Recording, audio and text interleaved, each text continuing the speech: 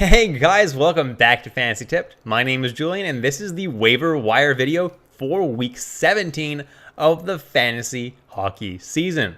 Before we get started guys, please leave a like, subscribe, hit that notification bell, follow me on Twitter at Fantasy Tipped. I'm constantly posting updates there to help you guys out and win each and every week.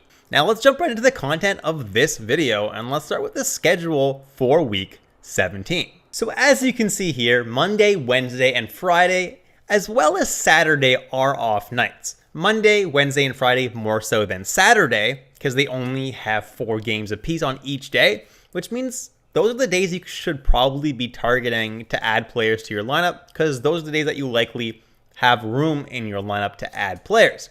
Now, that's not to say that you don't maybe have room on other days of the week. I'm not only going to be suggesting players that play on those days, don't worry, but it's definitely worth targeting players that play on those days if you are full up on, the days that are more busy. Now, this week, there are a couple teams that have just atrocious schedules, and those teams are Tampa Bay and New Jersey. Both these teams only play one game, and that game's against each other on Tuesday. Other than that, they don't play a single other game this week. So if you have some low-owned Bolts and Devils, I would strongly consider dropping them because it's going to be rough holding on to them this week. Then there are a few teams that only play 2 games, which isn't so bad, so I wouldn't do anything super drastic. But those teams are Arizona, Detroit, Montreal, Nashville, Philadelphia, Vancouver, and Washington.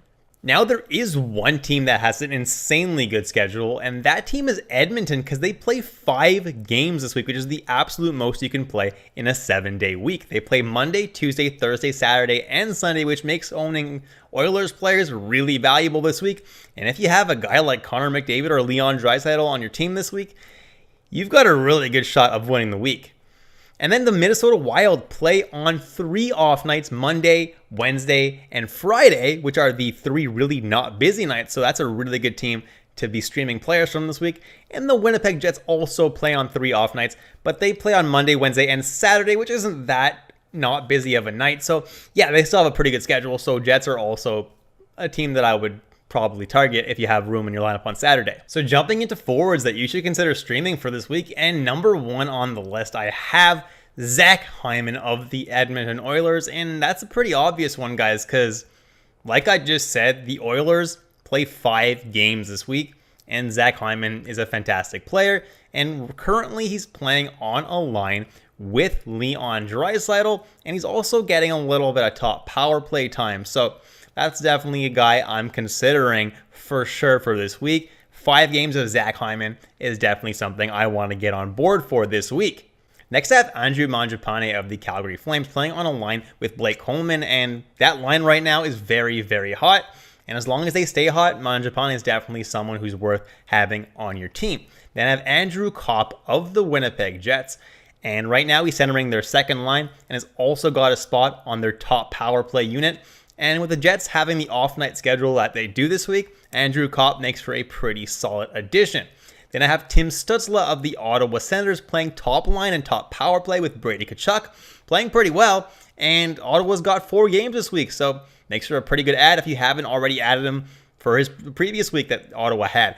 Then Boone Jenner of the Columbus Blue Jackets makes for a really good add as well. Been playing top line, top power play all year, and has been pretty consistent producer the entire season. Then I have Alex Tuch and Tage Thompson of the Buffalo Sabres, both playing top line with each other, as well as top power play, and they've both been fantastic this year. Definitely both some solid additions to your team. Then I have Michael Bunting of the Toronto Maple Leafs, 30% rostered, been playing really well lately, and he's playing on the top line with Matthews and Marner, so definitely can't go wrong adding him to your team for that. Then I have Matt Boldy of the Minnesota Wild, finally starting to be added in more leagues. He's up to 24% rostered, still playing on the line with Fiala, playing top power play in Minnesota with Kirill Kaprizov. He's getting some real solid opportunities to put up points, and honestly, he should be owned in a lot more than 24% of leagues.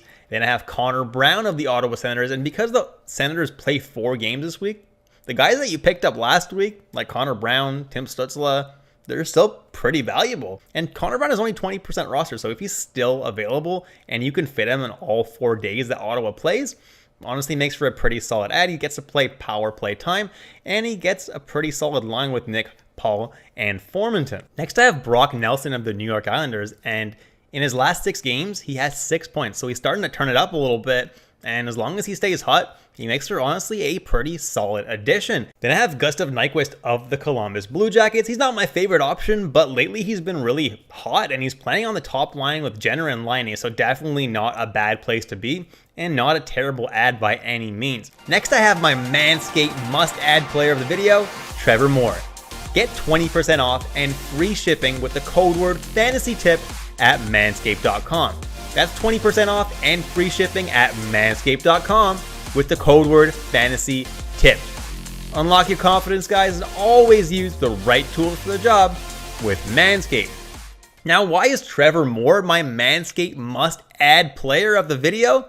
Well, it's quite simple. The dude's been on absolute fire lately. Since the beginning of January, he has 18 points in 15 games. He's been absolutely insane, and he started off the season really, really badly, so he's just someone who's really catching fire right now, and he's someone that absolutely should be added in a lot more leagues. He's only owned in 11% of league, and I expect that number to go way, way up now because the LA Kings didn't play a single game this week, so obviously people weren't picking him up, but now is the time to do so because the Kings have a much better schedule coming up, and Trevor Moore has been someone who's been really, really good. Then I have Nick Paul and Formanton of the Ottawa Senators, 6 and 7% rostered, and they're playing on a really good second line. They have some really good chemistry with Connor Brown, and Ottawa plays 4 games this week, so if you can fit them in your schedule, definitely guys that are still worth rostering for this week.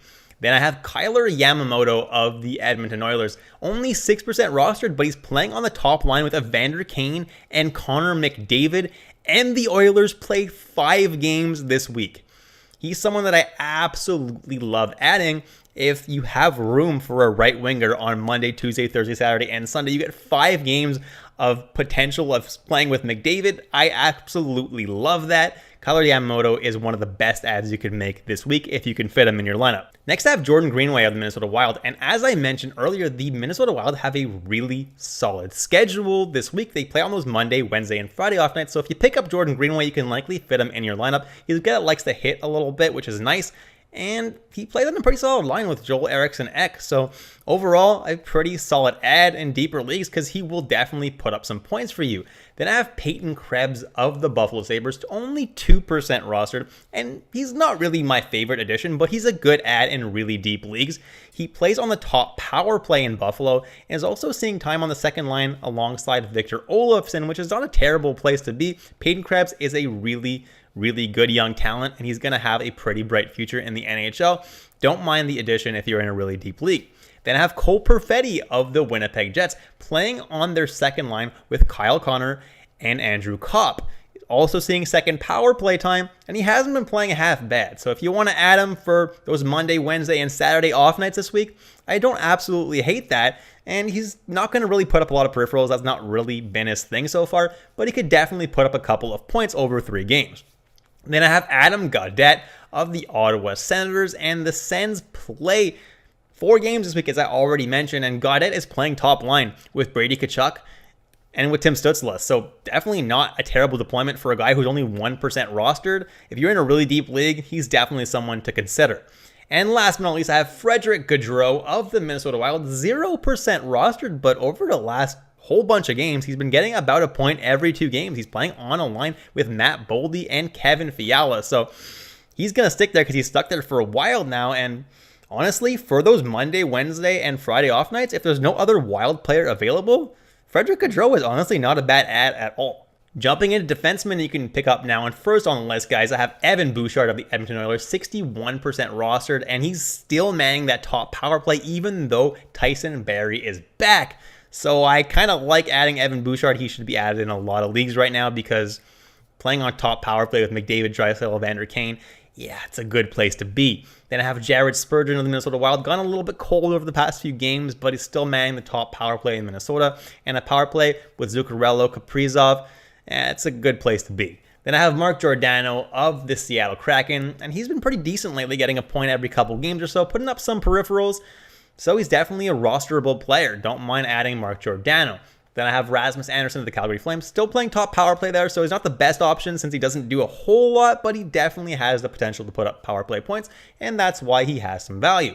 Then I have Noah Dobson of the New York Islanders, 31% owned. Dude puts up lots of shots, lots of blocks, and he plays top power play on the Islanders.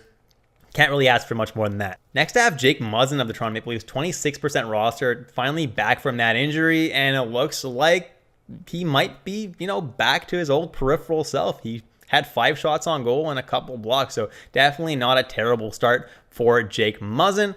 And hopefully he's able to go back to that form that he showed last year that he could do, put up a point every couple games or so, and put up some decent peripherals. That remains to be seen, though. Then I have Oliver Shillington of the Calgary Flames, 21% rostered. Dude's been pretty decent all year. He's going to put up about a point every couple games or so. Doesn't really do a whole lot for peripherals, though, so if he doesn't put up a point, he'll probably be disappointing for you, but definitely not the worst ad in Shillington. Then I have Ryan Pulock of the New York Islanders, and he's finally back from his injury. He's only 12% rostered, but don't expect a lot of points from him. I know in past seasons he did get top power play deployment, which gave him a little bit more upside, but he doesn't have that anymore. But he still will be half decent for blocks, but he's not going to definitely be a crazy good defenseman, but not the worst ad either. Then I have Luke Schenn of the Vancouver Canucks, 8% rostered, and the dude's been an absolute hitting machine over the past few weeks. He's dishing out just insane numbers of hits, so if you are in a league that counts hits for points, definitely someone that's a good ad. Or in a categories league, this dude's going to win you the hits category pretty much every week, so definitely a solid ad there as well. And last but not least, I have Calvin DeHaan, and he's been putting up some crazy block shot totals, shooting the puck a little bit too, hitting a little bit. Gives you a pretty safe floor every night. Not going to put up points, though, but really good safe floor guy. Jumping into goalies now, and first on the list is Ville Husso of the St. Louis Blues, 65% rostered, and Jordan Binnington's been absolutely atrocious. So, guys, Husso should be adding a lot more leagues. He's been a lot better than Binnington, and he's going to continue to rack up the starts and the wins. Then I have Mike Smith of the Edmonton Oilers, and he has not been super great so far for the Oilers, but, he's an old guy, so we'll give him a few games to, get back to game speed. Hopefully he can do that for the Oilers, and if he does, he's going to make for a really, really good ad. Should get a lot of wins with the team they have in front of them.